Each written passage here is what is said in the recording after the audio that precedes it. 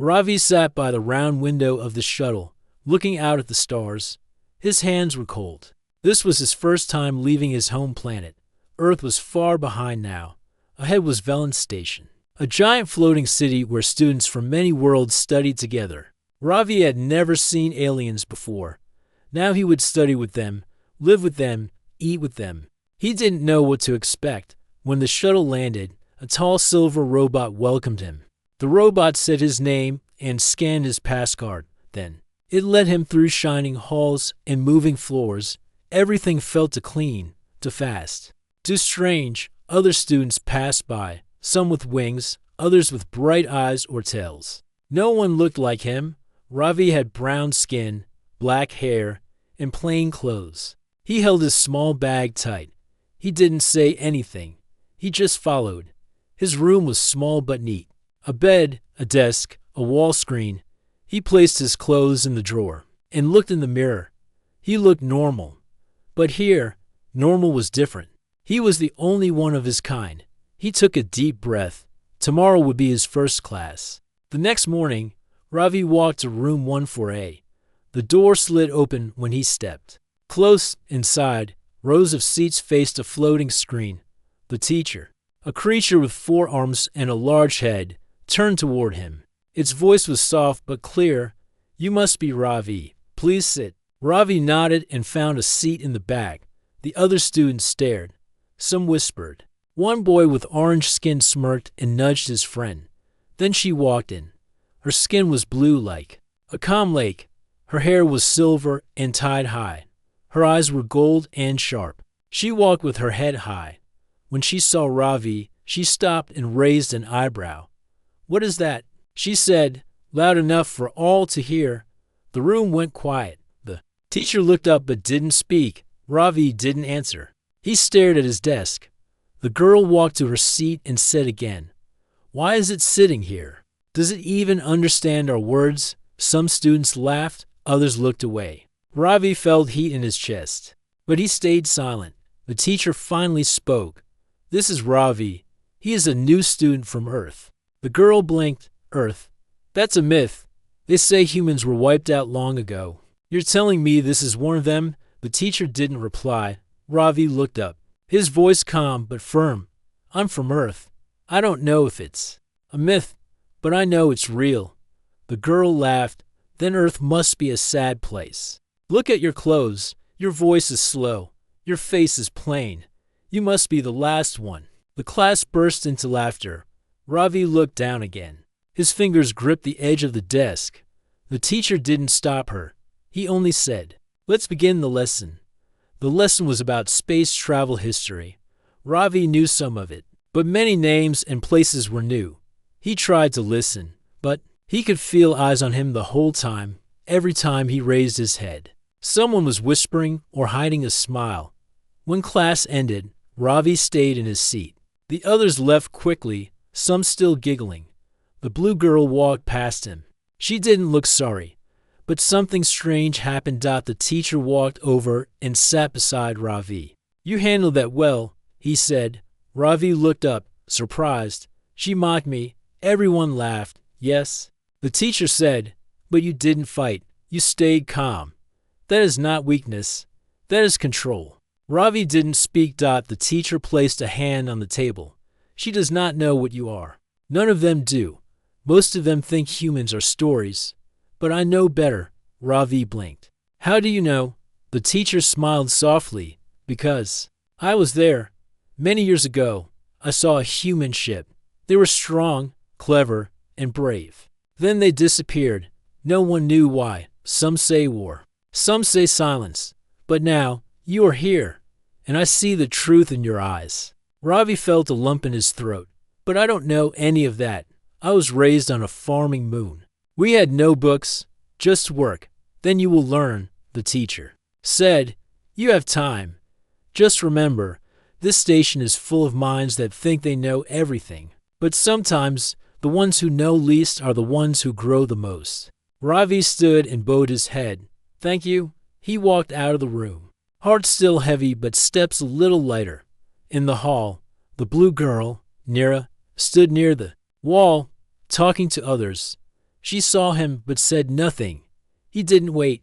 He turned and walked away. Later, in his room, Ravi sat at the desk and looked out at the stars. They were the same stars he saw from Earth, but now they felt closer. He opened his notebook and wrote one line. "I'm not nothing. I am human," and he promised himself. The next time someone laughed, he would not look down. Nira walked through the high halls of Velen Station with quiet steps and a proud face. Her people, the Lutheri, were known for their speed, sharp minds, and long history. She came from a rich family full of scholars, engineers, and council workers. She was always told that the Lutheri were one of the top races in the galaxy. Others were beneath them. She believed it. So when she saw Ravi for the first time, wearing plain clothes and speaking slowly, she thought he was just another lowborn creature trying to fit in. She had mocked him in class without thinking twice. It felt normal. Everyone laughed and no one stopped her, not even the teacher. But something had changed after class. The teacher, Solarn, had gone silent when she said the word human. He didn't joke. He didn't smile. His face, usually calm, had turned serious. Now, as she walked through the quiet halls, her mind went back to that moment. She replayed her words in her head. They didn't feel funny anymore. They felt heavy. She didn't understand why. She stepped into the library chamber. It was a tall room full of glowing shelves and floating books. She walked to the main desk and placed her hand on the screen. "I need access to old Earth records," she said. The robot librarian raised its eyes. "Earth records are limited. Please give reason." "I wish to study for history class," she replied. The robot scanned her and opened a small section. A blue light appeared on the table. It showed an old file titled Human History Level 1 Access. Nira tapped the file. It began with images of ancient humans building cities, crossing oceans, and reaching space. Then came the wars, the victories, and the final spread of human colonies. Across the stars, Nira's eyes widened. She saw humans leading great ships, winning battles against strong alien empires, building peace across many worlds. They were not wild. They were strong. They were clever. And then came the fall. One by one, the human colonies went silent. No one knew why. No one explained. Some said they turned against each other. Some said they vanished into deep space. Some said they were destroyed by a quiet war that never left records behind. Only rumors remained. The file ended with one final line. "No confirmed human has entered the Interworld Academy." For over 100 years, Nira sat back. Her heart felt strange, heavy, tight. She had laughed at him. She had mocked the first human to return. And he had said nothing in return. He didn't yell. He didn't cry. He simply said, "I'm from Earth." That was all. No anger. No fear. She remembered the way he looked down after her words, quiet, still, for the first time. She didn't feel proud of what she said. Nira closed the file and left the library. That evening, during dinner, she sat with her friends at the round table. Lights above them changed colors slowly. Food trays floated down. Her friend Laura, a tall boy with green skin, leaned toward her. "You were great in class today." That new boy looked like he was about to run away, Laura said, laughing. Nira didn't smile. Another friend added, "I bet he won't last a week." Still, she stayed quiet. Laura looked at her. "What's wrong? Did something happen?" Nira stood. "I need to check something in my room." She left the table and walked back through the long corridors. Her steps were fast. Her mind was full. She couldn't stop thinking about that old file, about the battles, about the fall, about the silence. And most of all, about Ravi. That night, she couldn't sleep. The next morning, class began as usual. Students filled the room, talking and laughing. Ravi entered quietly and took the same seat in the back. He didn't look at anyone. He opened his book and waited. Nira walked in a moment later. The laughter stopped for a second when she entered. Everyone expected her to say something sharp again. Everyone looked at Ravi, then at her. But Nira said nothing. She walked to her seat and sat down. Her eyes went to the front. not a single glance toward Ravi. Teacher Solarn entered the room. He looked around and began the lesson. But before he could finish his first sentence, a soft voice came from the middle of the room. It was Nira. "Teacher," she said, standing slowly, "before we begin, I must say something." Solarn paused. "Go ahead." Nira turned to face the class. Her voice was calm but clear. "Yesterday, I mocked someone. I said cruel things. I laughed at a student because I didn't understand who he was. I believed things that were not true. I believed lies." The room went still. "I want to say sorry," Nira said, turning her eyes to the back. "Ravi, I'm sorry." Ravi looked up. The class turned to him. His face showed no anger, no pride, just quiet surprise. Solarn nodded. "Thank you, Nira. Let this be a lesson to all. Truth does not always look the way we expect, and respect is a sign of strength, not weakness." Ravi gave a small nod. That was all. The class continued, but something had changed. No one laughed that day. No one whispered. During lunch, Ravi walked alone toward the quiet garden corner of the station. The air was soft and cool there. He liked the sound of the small wind machines and the blinking lights in the trees. A voice spoke behind him.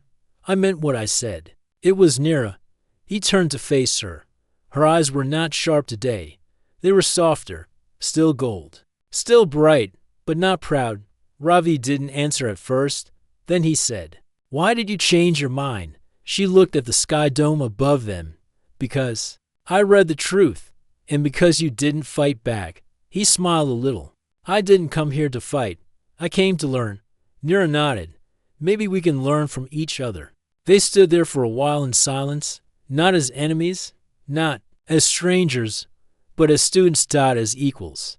Ravi sat in the academy garden after his second week at Veland Station. Tall blue trees swayed gently as the wind machines hummed above. The silver leaves sparkled under the lights, and a soft path curved through the grass. Ravi liked this place. It was quiet. It didn't laugh at him. He had not spoken much after Nira's apology. The other students still watched him from a distance, unsure whether to greet him or avoid him. Some gave small smiles. Some lowered their eyes. He didn't mind. He didn't want fame or attention.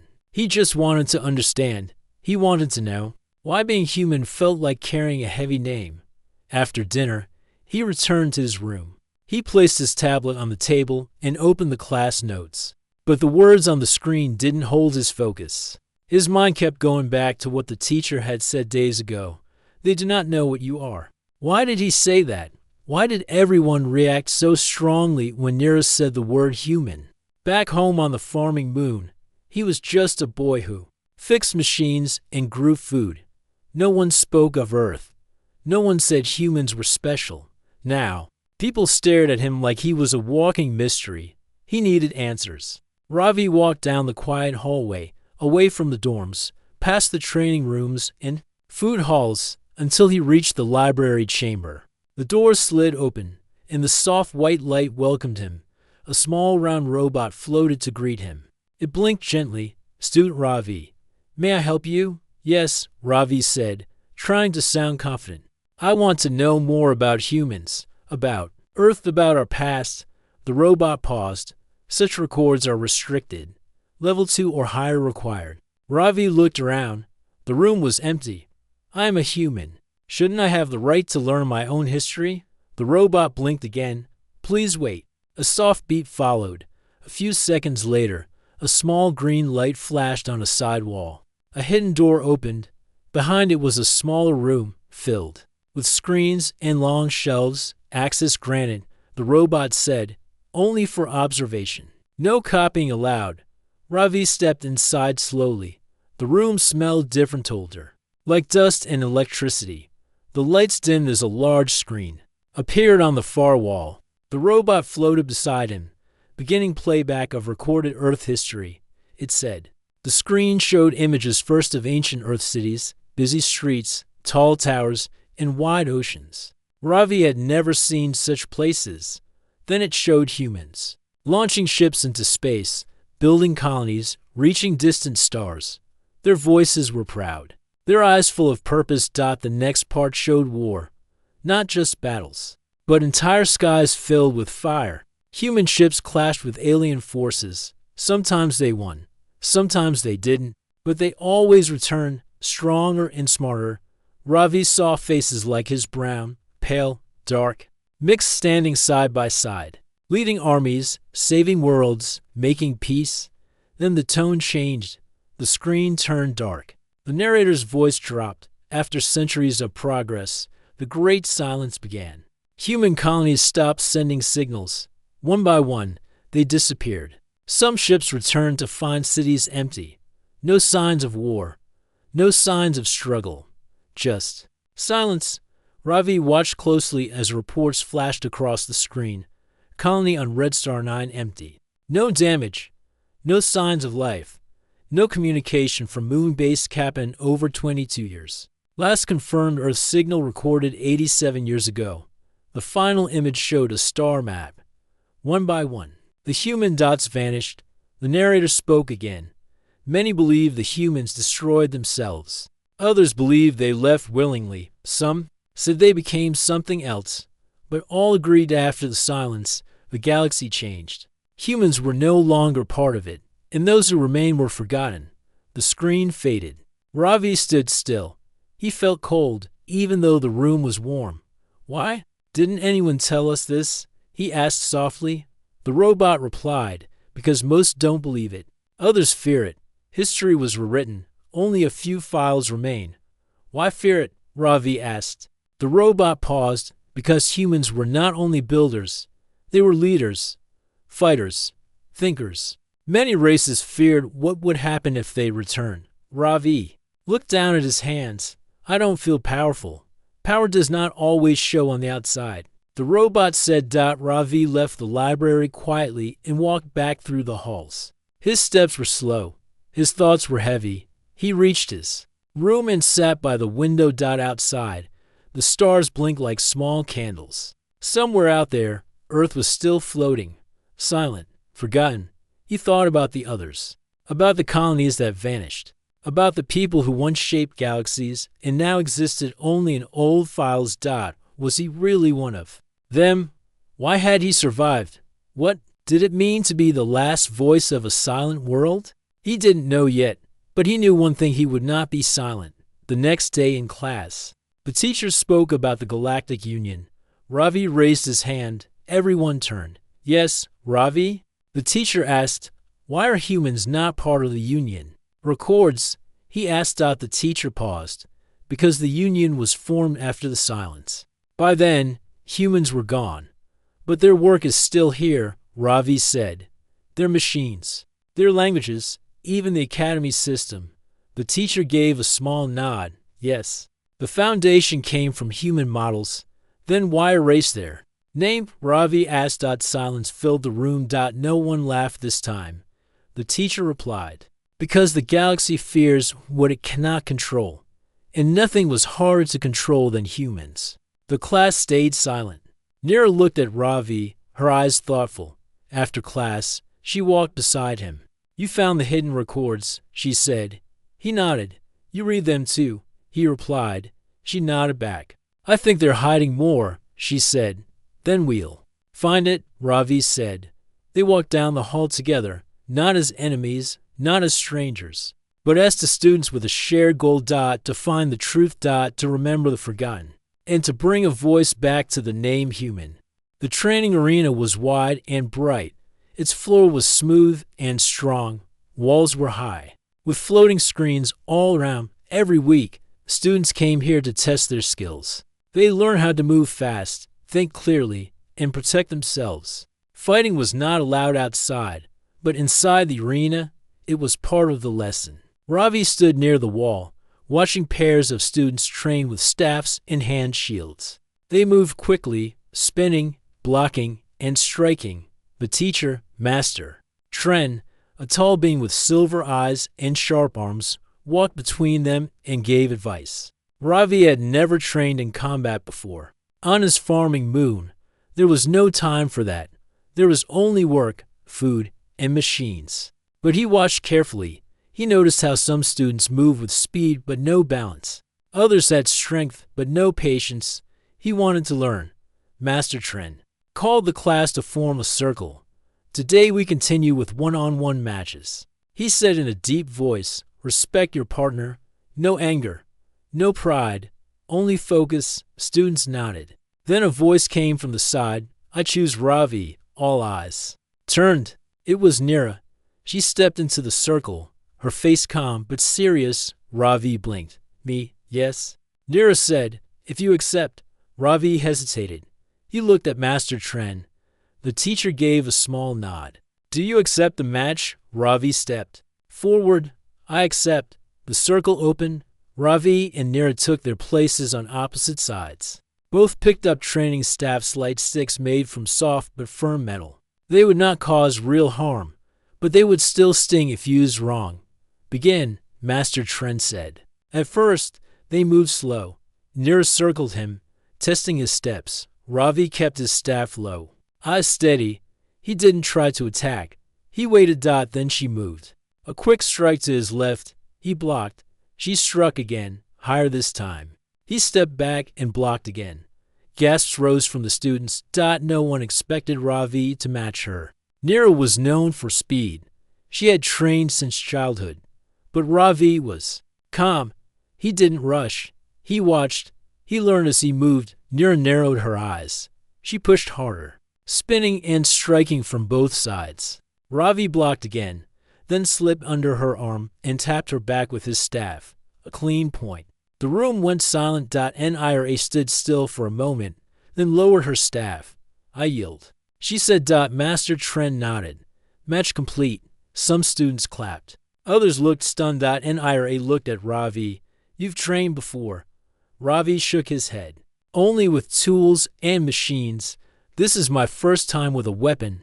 She smiled a little. Then you learn fast. After class, Ravi sat near the edge of the arena, drinking water from a small cup. His arms felt sore, but his heart was light. He heard footsteps. Nira sat beside him. You surprised everyone today, she said. I surprised myself too, he answered. She laughed softly. I asked to fight you for a reason, she said. What reason? To see what you're made of. I thought you would be strong, but not like that. You were quiet, but not weak. Ravi nodded. Being human doesn't mean being loud. She looked at the floor. Back home, they told us humans were dangerous, wild, full of pride and destruction. But you're not like that. I don't know what the old humans were like, Ravi said, but I know what I want to be. She looked at him. What's that? Better. Not just strong. Wise too. They sat in silence for a while. Around them, other students trained and laughed, but in that small corner, it was peaceful. Later that night, Ravi walked back to his room. His body still felt the match, but his mind was focused. He sat at his desk and opened his notebook. Day 14 on Velen Station. Fought in training today. Nira was strong. I was calm. I didn't fight to win. I fought to understand. He paused, then wrote another line. People still don't know what it means to be human. Maybe I don't either, but I will find out. The next day, something strange happened. During the first class, a message appeared on the screen. It was from the Academy leaders. Ravi, you are requested to appear before the Guidance Council tomorrow at midday. Come alone. The message disappeared. Whispers began at once. Why is he being called? Did he do something wrong? No. Maybe it's because he's human. Ravi said nothing. He kept his eyes forward. Later, Nira walked beside him in the hallway. Do you know why they want to meet you? She asked. No idea, Ravi said. But I don't think it's a welcome party. Be careful, Nira said. The council doesn't call students without reason. Ravi nodded. That night, he couldn't sleep. He thought about the challenge, the fight, the way Nira had looked at him with new respect. He thought about the class records, the silence around Earth's past, the fear in people's eyes when they heard the word human. And now, the council wanted to see him. He opened his notebook one more time. They are watching. They are wondering what I will do. Maybe they are afraid, but I'm not here to scare them. I am here to remember who we were and who we can be. He closed the notebook and looked out at the stars again. They were quiet, but Ravi's heart was not. It was waking up. The next day came with heavy silence. Ravi woke up early, but he didn't eat breakfast. His thoughts were full of questions. Why had the council called him? What did they want? He had not broken any rule. He had not caused any trouble. Yet the message was clear. Come alone. The hallways of Velen Station were quiet in the morning. Only a few students passed by, most heading to class or the garden. Ravi walked with slow steps, his heart calm but alert. The council room was deep in the center tower, far from the student quarters. As he moved through the long corridors, a soft voice stopped him. Ravi. It was Neera. She stood beside a silver wall, her eyes serious. I want to come with you, she said. They said to come alone, Ravi replied. She stepped closer. Just listen to me. Be careful what you say. The council does not call people for no reason. They are not just teachers. They are guardians of truth. I'm not going. There's a lie, Ravi said. I know, Neera said. That's why I'm worried. Ravi gave her a small smile. I'll be all right. He continued walking. Soon, he reached a tall door with symbols from many languages. The door opened with a quiet hum.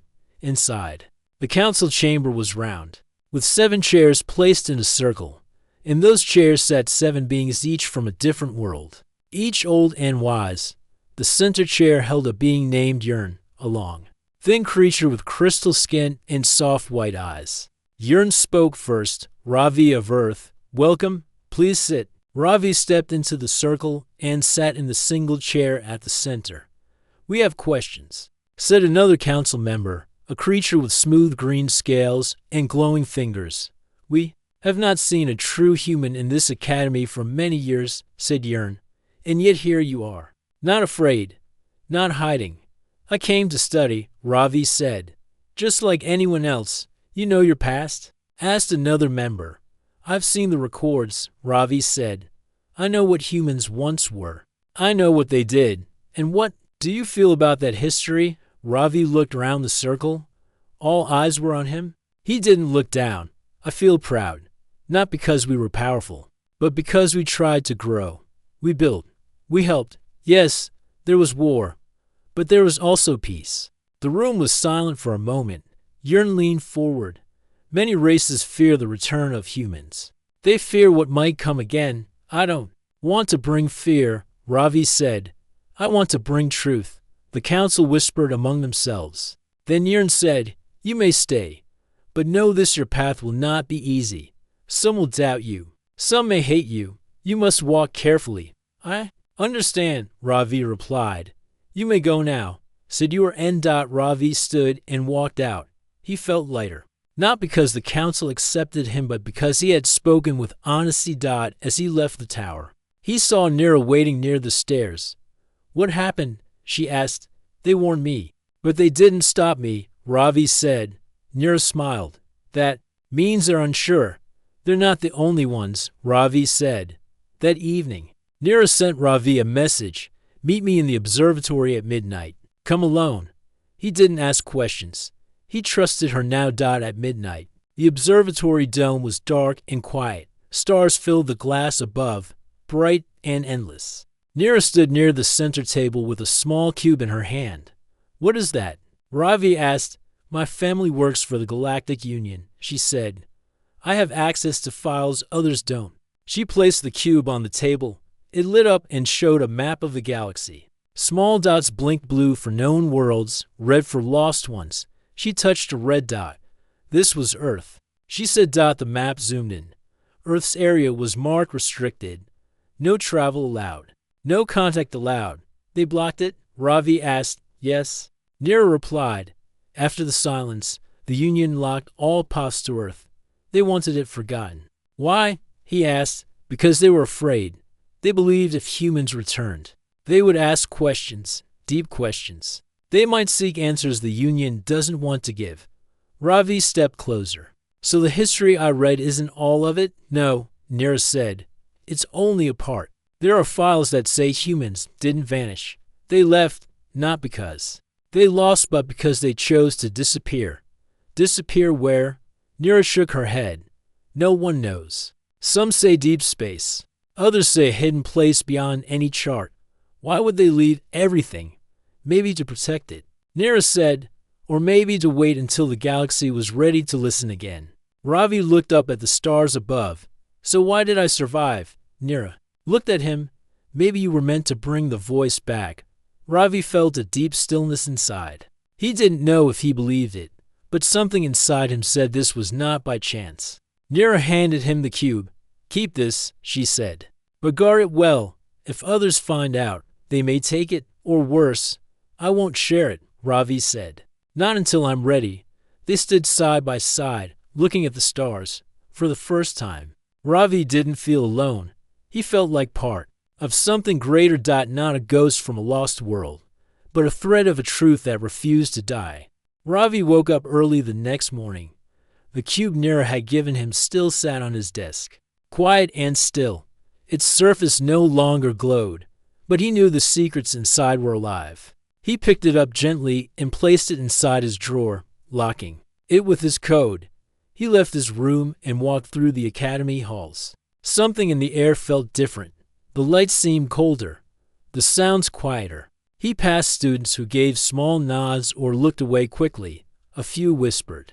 He couldn't hear what they said, but he could feel that they were talking about him. When he reached his classroom, he noticed something strange. A folded note was stuck inside his book. It had no name, no mark, just one short message written in sharp black ink. Go back to where you came from, before it begins again. Ravi stared at the note, then folded it and slipped it into his bag. He didn't show it to anyone, not even Nira. The class went on as normal. The teacher explained trade laws between space colonies, but Ravi's mind was somewhere else. The warning was clear. Someone didn't want him there. Someone wanted him gone. After class, Nira walked beside him. She noticed his quiet mood. You're not speaking, she said. Ravi gave her a tired look. Someone left me a message. It wasn't friendly. Her face became serious. What did it say? It said I should leave. That something is coming. Nira looked around. You should report it. To who? Ravi asked. The council warned me. But they don't protect me. And if this threat comes from the Union, who can stop it? Nira. Stop walking. You think the Union is behind this? They locked Earth. They erased our past. They fear our return. Now they send warnings. It fits. She didn't argue.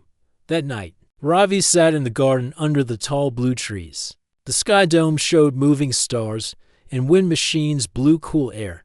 He held the note in his hand, reading it again and again. Then he took out his notebook and began to write. Day 21 on Velen Station. Someone wants me gone. I don't know who. Maybe they fear I'll ask too many questions. Maybe they want the past to stay buried. But I didn't come here to fight. I came to remember. I won't run. Not now. Just as he closed the notebook, he heard footsteps behind him. It was Nira. She sat beside him and handed him a small packet of sweet fruit from the food hall. Eat. You look like a ghost. He smiled and took it. Thank you. They ate quietly for a while. Then Nira said, my family received a message too. Not about you, about the cube. Ravi looked up. The message said to stop all research into Earth's past. She said, no reason given. Just a clear order. Did they obey? Ravi asked. She shook her head. My father deleted the message. He didn't even tell the others. Ravi leaned back and stared at the stars above. So they really are watching. Yes, Nira said. And they don't like what we're learning. Ravi stood up. Then we should speak. Not in secret, not in the dark. If we hide, they win. You want to tell everyone? Nira asked. Surprised, I want to tell the truth, Ravi said. In front of the class, in front of the academy, Nira thought for a long moment. If you speak, they might send someone to stop you. I'm not afraid anymore, Ravi said. I know who I am now. I'm not just a boy from a farming moon.